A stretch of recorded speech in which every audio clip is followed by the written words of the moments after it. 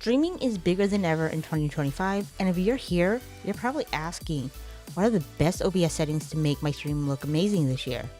Whether you're gaming, podcasting, or just vibing out with your chat, I've got you covered with the ultimate guide to OBS settings for 2025. Let's make sure your stream stands out the way you want it to. Before we dive into the advanced settings, let's cover the basics. OBS Studio is still one of the most powerful and free tools for streaming.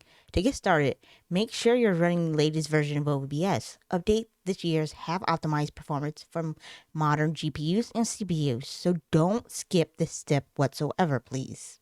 Alright, we're going to hop into video settings. The first step is you're going to want to come over here and hit settings.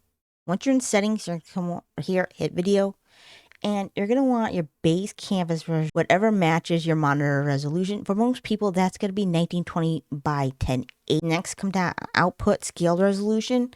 And if you have a good system, you're going to want 1920 by 1080p. But if you don't have a good system, it's okay to go to 1280 by 720 for a smoother performance if you're on a mid-range PC. Next, come down to downscale filter.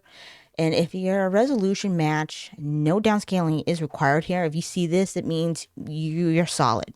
However, if you are able to select this and everything, go to lane resist 32 samples. It gives you the best quality, especially when scaling down your resolution. We have a common FPS value, which is mine is set to 60 FPS for gaming streams if your hardware can handle it. Otherwise, 30 FPS is still a solid choice for slower paced type gaming like cozy gaming and stuff like that. But if you can, definitely go to 60. Once you're done, come over here and hit apply. Alright, from here, you're going to want to come over to output. And then you're going to come down here and just make sure that your output mode is in advance. So that is the number one thing to do, is make sure you're out of the simple mode and in advance, and you come down to the streaming tab and the streaming settings we're going to be in. So the first thing is you want to go down to your video encoder. And your coder, if you have a NVIDIA GPU, you're going to want to use NVENC, which is much newer, and it takes the load off your CPU and delivers incredible quality. But if you are on AMD, users should probably stick to their hardware encoder. And if you're on only a CPU only setup, definitely go with X264 on your video encoder. Once you're done with that, you're going to come down here to encoder settings, and from encoder settings, you're going to want to go to rate control. So you're going to want to set this to CBR, which is constant bit rate. This ensures a stable stream without quality dips. And then under rate control, you're going to come into bit rate. Now this is going to depend on a lot of your settings and much more. So we're going to go over this. So mine is set to 6,000 kilobits. Now bitrate, this is crucial for your stream quality, and here's the information that you're going to want to know, and I'll put it on screen. Twitch is 720p at 30 FPS is 2,500 to 4,000 kilobits. 720p at 60 FPS is 3,500 to 5,000 kilobits. 1080p at 30 FPS is 4,000 to 6,000 kilobits. 1080p at 60 FPS is 6,000 kilobits. Twitch max bitrate for non-partner streamers, unfortunately. If you're streaming on YouTube, 1080p at 30 FPS is 3,000 to 6,000 kilobits. 1080p at 60 frames per second is 4,500 to 9,000 kilobits. 1440 2K at 30 FPS, 6,000 to 13,000 kilobits. 1440 2K at 60 FPS, 9,000 to 18,000 kilobits. 4K at 30 FPS is 13,000 to 34,000 kilobits.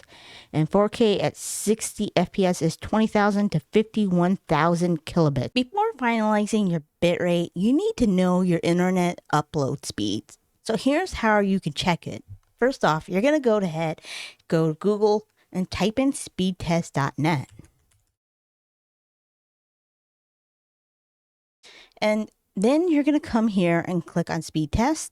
And then from here, you're just going to hit go. And then what you want to look for is the upload speed result measured in megabytes per second. So mine it should be around 10 to 11 megabytes. Alright, once your result is done, you want to look for the upload speed. Mine is 11.40 upload for megabytes per second, and this is the one you want to look for, the upload, not the download. You want to look at the upload. So now let's take your upload speed and use that and say 70 to 80% of it for your stream bitrate. So for example, if your upload speed is 10 megabytes per second, you should aim for a bitrate between 7,000 and 8,000 kilobits. This leaves room for the other devices on your network. From output, you're going to want to come over here to one below to where it says audio. Select audio and come up to general. And from here, you're going to select sample rate. Make sure this is at 48 Hertz. After that, go ahead, come down here and click apply. Then come back to output. Now from output, we're going to go in here and hit audio, the audio tab right above. And you want to set your bit rate to 100 kilobytes for clean professional audio. That will be for any track that you're using here. Audio bitrate right here is set to 160. You can even put a name on here if you like. Once you're done with that, come down here, hit apply, and then hit OK. Now the next step is setting up your mic settings. So with mic settings for mine, I have a Fifine microphone, and if I right click it and hit filters, you can set audio filters here. You can use filters like noise suppression, compressors, limiter, and OBS to ensure your voice is clean and consistent. So as you can see, my gain is at 8.80. My noise suppression is using RN noise, good quality for more CPU usage. Noise gate is set to -50. Open threshold is -40. My attack time is 25 milliseconds. Hold time is 100 milliseconds. Release time is 150 milliseconds. For my compressor, my ratio is 2.50. Threshold is -18 decimals. Attack is 5 milliseconds. My release is 100 milliseconds. My output gain is 0. And my sidechain ducking source, I have none. VS2 plugin, I'm using the Re-EQ standalone, and this is something that is tailored to everyone. No one has the same EQ. Everyone's voice is different. This is very hard to adjust and everything, but this is what mine kind of looks like at the moment. Just what it is, and you will have to really fine tune it and everything. Some sources I will recommend is look up YouTube videos for the EQ. You could even use ChatGPT to get that quality you're looking for maybe, but you're really going to have to play around with this and everything and see how you like it. And the last setting I have is limiter. My threshold is -3. My release is 60 milliseconds. And those are the filters for my Fifine K88 microphone. If you guys were curious and everything, because audio quality can make or break a stream. So make sure you have the best for your viewers. Lastly, let's go back into settings. So just come over here and hit settings right over here. And then let's go ahead and go to advanced settings. Let's tweak some of these settings and everything. So process priority, I have above normal to ensure OBS gets the resources it needs. Render should be direct 3D 11 for the best performance. And then go ahead and scroll down.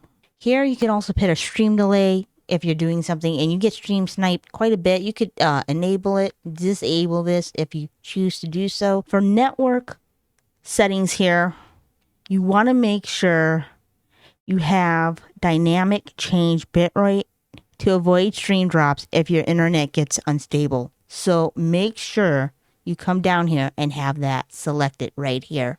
Dynamic change bitrate to manage congestion, and it's in beta at the current state and time. As it says here, instead of dropping frames to reduce congestion, dynamically change bitrate on the fly. Note, this can increase delay to viewers if there is significant sudden congestion. When the bitrate drops, it could take up to a few minutes to restore. Currently only supported for RTMP. So that's going to be up to you if you want to use this or not. Once you're done with that, come down here and click apply. And that's it. The best OBS settings for 2025. With these tips, your stream will look and sound better than ever. If this helped you out, drop a like, subscribe for more streaming tips. Let me know in the comments what you're streaming this year. See you in the next video, everyone.